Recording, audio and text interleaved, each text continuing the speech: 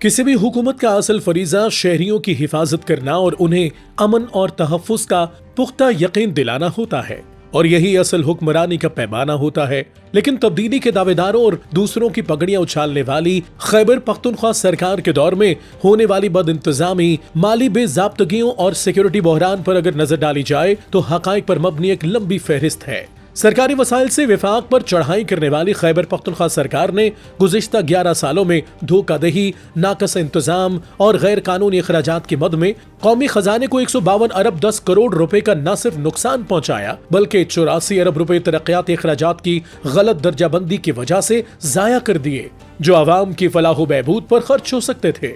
अजब करप्शन की गजब कहानी का दी एंड अभी यही पर नहीं होता, बल्कि 13 करोड़ 29 लाख जाली अदायगियों और 51 करोड़ 40 लाख मशकूक लेन देन में खर्च कर डाले। सरकारी इदारों के नाम पर ली गई 80 लाख की गाड़ियों को भी गायब कर दिया गया। अली अमीन गंडापुर जो शहद की हाई डोज के जेर असर आकर अक्सर औकात सूबाई हुकूमत की बेहतरीन कारकर्दगी का दावा करते हैं, लेकिन शायद वो ये भूल जाते हैं कि उनकी इंतशारी पार्टी ने सूबे को 725 अरब रुपए का मकरूज कर दिया है, जो 2030 तक 2555 अरब रुपए तक पहुंच सकता है।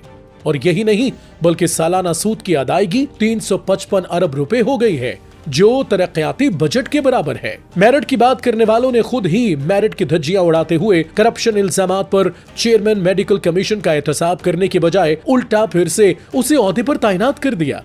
इसी तरह टूरिज्म डेवलपमेंट प्रोजेक्ट में 2 अरब 68 करोड़ के गैर कानूनी अखराजात किए गए। पुलिस रिफॉर्म्स का नारा लगाने वाली हुकूमत ने खुद ही पुलिस की खुद मुख्तारी खत्म करते हुए इख्तियारात दोबारा वजीर आला को मुंतकिल कर दिए, जिससे इलाके में पुलिस के रिट न होने की वजह से कबायली झगड़ों और अमन दुश्मनों की कार्रवाइयों में इजाफा हुआ। सिर्फ जिला कुरम में कबायली झड़पों में 124 अफराद जाँ बहक और 178 जख्मी हुए। इसी तरह खैबर पख्तूनख्वा में 383 एहलकार शहीद हो चुके हैं, जो अमन व अमान की बिगड़ती सूरत हाल की निशानदही करते हैं। लेकिन हुकूमत अवामी मसाइल को नजरअंदाज करते हुए एहतजाजी मुजाहिरों पर तवज्जो मरकूज किए हुए है। अमन व अमान की बिगड़ती हुई ये सूरत हाल न सिर्फ अवाम बल्कि शहीद होने वाले सिक्योरिटी एहलकारों के खानदानों के लिए भी नुकसानदेह है।